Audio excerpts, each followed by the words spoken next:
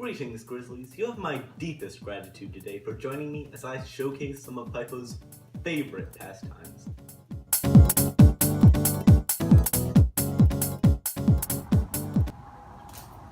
Welcome back, my loyal followers. Today we're going to be diving into the rockin' world of rocks. We'll be covering topics such as the three main types of rocks, how to identify rocks, and what the main purposes of rocks that we use them for. Also, bonus material will be covering soil and everything about it. Let's dive right in.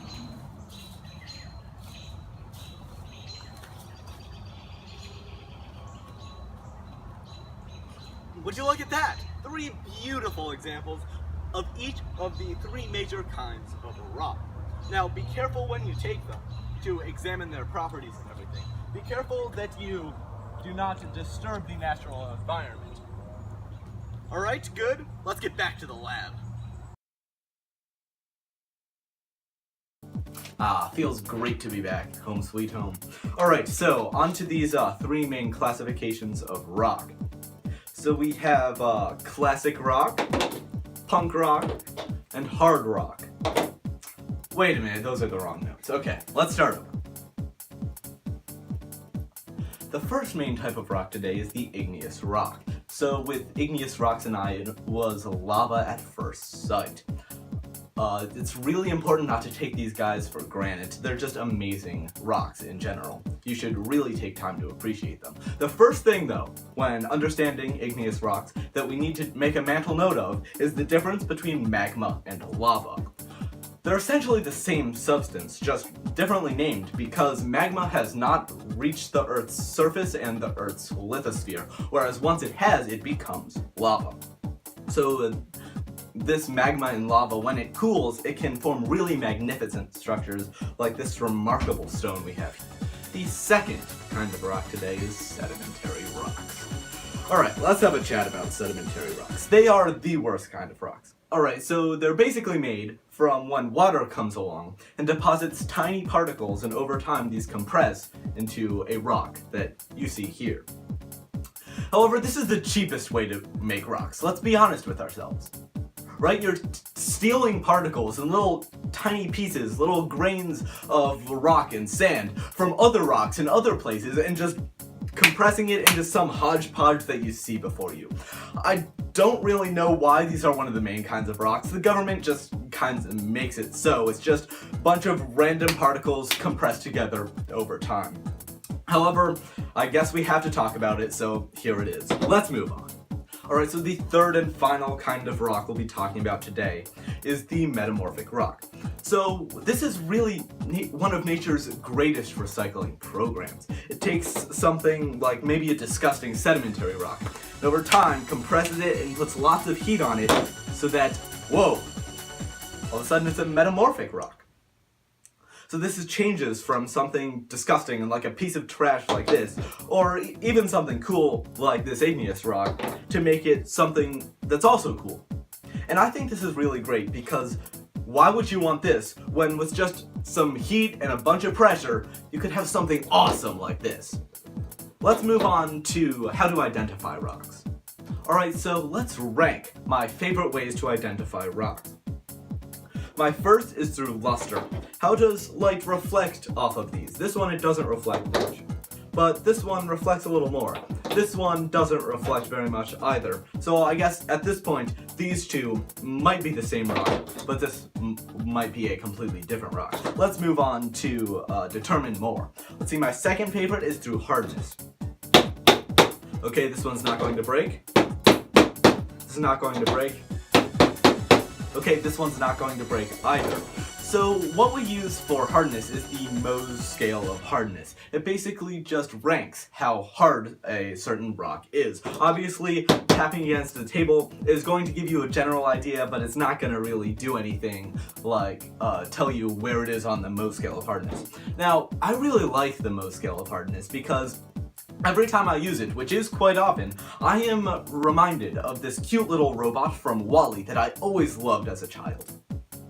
Alright, so my third favorite way to identify rock is through crystal formation. So none of these happen to have crystals, but if they did, that would be an obvious giveaway that they were different rocks or that they were a certain kind of rock. So let's move on to some different ways to identify rock. Cool, so my least favorite 4 ways to identify rocks are as follows. So fourth is streak color. Let's use this piece of paper here. So let's do this one first. A little dark red streak. You might not be able to see it that well, but alas, that might just not work. This one makes no streak whatsoever. This one makes a little bit of an orangish streak. I'm sorry if you can't see that well. Alas. That's why it's not any higher up. It's a little hard to determine. However, this is a valuable method to determine what kind of rocks are what and if they are not the same rock. My 5th favorite is magnetism. Unfortunately, although I have many things in this science laboratory here, I do not have a magnet on hand, so we are not able to use magnetism as a test. That's why it hasn't ranked any higher up either. And then 6th is cleavage or fracture. So as you can see, this rock here that I've already told you is igneous seems to have no folds or cracks or really layers or anything. So that's a really it's like a really big dead giveaway that it is an igneous rock. This one here seems to have a bunch of little tiny layers, like it's been smushed together, and there's no difference in colors between the layers. Whereas this rock here has big thick layers, and there is different colors depending on the layers, which is a giveaway that it is a sedimentary rock. So yes, as I said, this looks like it's smushed together, so that's a good indicator that it is indeed a metamorphic rock. So my 7th favorite way, my least favorite way that is, to identify rocks is by color. If you choose to identify rocks solely based on color, I will reprimand you on the spot. It is not okay. There is much more to the integrity of a rock, the chemical makeup, everything about a rock, than just its color. You can't just simply hold these two up to the light and be like, oh, they look like pretty much the same color, so they must be the same rock. No, that is obviously not okay. Please do not do this. I will reprimand you on the spot. It is not allowed. Alright, next let's move on to that bonus material of soil. Alright, so about this soil. When you think of this substance that I have here, you probably think of dirt. However, sulfur and ignorance no longer, children. For this substance is more scientifically known by researchers such as myself as soil. Let's dig a little deeper into this magnificent world. Alright, soil is what makes plant life possible. It has structure and nutrients that plants need to thrive and grow. The best type of soil for plants is called loam. Alright, loam ranks exceedingly well in my 3 favorite metrics of soil.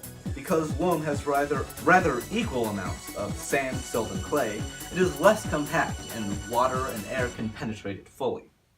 Second, it is rich in nutrients and other things life needs, called humus. And finally, it stays reasonably and comfortably moist for plants to grow in. All this makes loam perfect for farming. So you may be asking, what makes soil so rich in nutrients and what makes it so tasty? Well, here's the thing, when plants die or other organisms die, their bodies fall into the soil, and here other organisms, called decomposers, come along and break up these original organisms. Thus, all the nutrients that were in that original organism's body, all the things that were necessary for it to be alive, go into the soil, making a welcoming environment for new plants or new organisms in general to come along and thrive. This is very similar to what will happen to you when you die, kid. Alright, so finally, let's list some of the main things we use rocks for. First we have stoning, wall building, growing plants, driveways. They're tasty treats. So all in all, I hope that you've really taken knowledge out of this PSA and that you can really find the beauty in rocks in your environment. Maybe not all rocks, but most rocks. Until next time, Piepho out.